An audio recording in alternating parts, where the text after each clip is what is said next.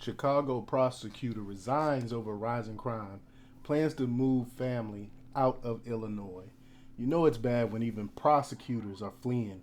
That's because in Chicago, in Illinois, they're getting their hands tied and aren't able to actually do their jobs. The non George Soros types that's actually trying to do their jobs, trying to put criminals behind bars. They're fed up and they're tired and they're fleeing their cities. But before we get started, go ahead and hit that like button, share this out so we get this information out there. Subscribe if you're not already a subscriber, and hit that alarm bell so you know when I'm putting out new stuff. Also, check out my link tree in the description. It has a link to my Patreon where I talk about things I can't talk about here. There's also a link to my Instagram and my merch store where I have I Will Not Comply t-shirts as well. And also check out my website, jjthepsychotherapist.com, for the latest in news. All right, let's talk about this. A prosecutor with 20 years of experience quit his job and plans to move his family out of state due to rising crime and politicians who failed to take action. We already know how bad Chicago is. In his goodbye email, he praised his colleagues but criticized the policies of the state and county that have led to an increase in crime.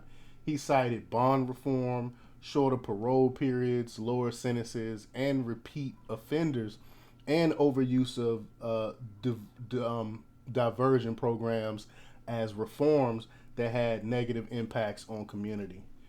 Now, the prosecutor also criticized the state attorney's office for failing to understand the adversarial nature of the court and criminal justice process.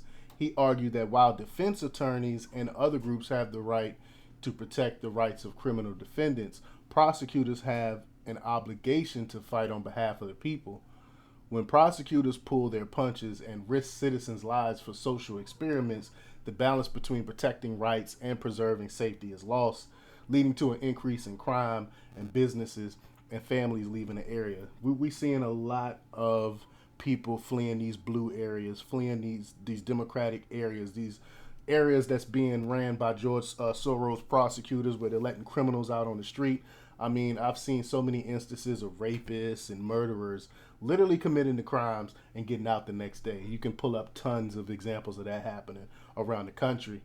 The prosecutor explained that he would not raise his son in the environment and was fortunate enough to have the means to move out of the state. He acknowledged that it was difficult to leave his family and friends behind, but his own employer had turned the area into a place where he was no longer proud to be, and his son was not safe.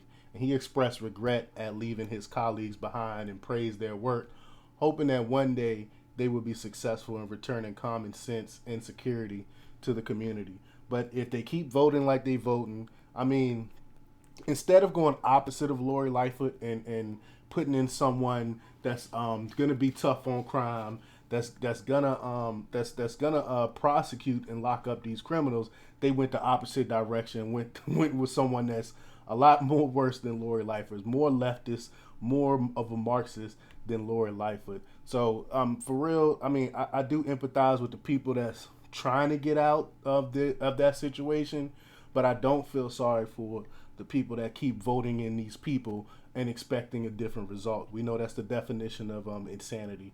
That whole area is, I believe, is insane because they keep putting in the same people and worse people at that. But let me know what you think. Leave your comments down below. Like, share, and subscribe, and check out democrepublics.com for the latest in news. Until next time, peace.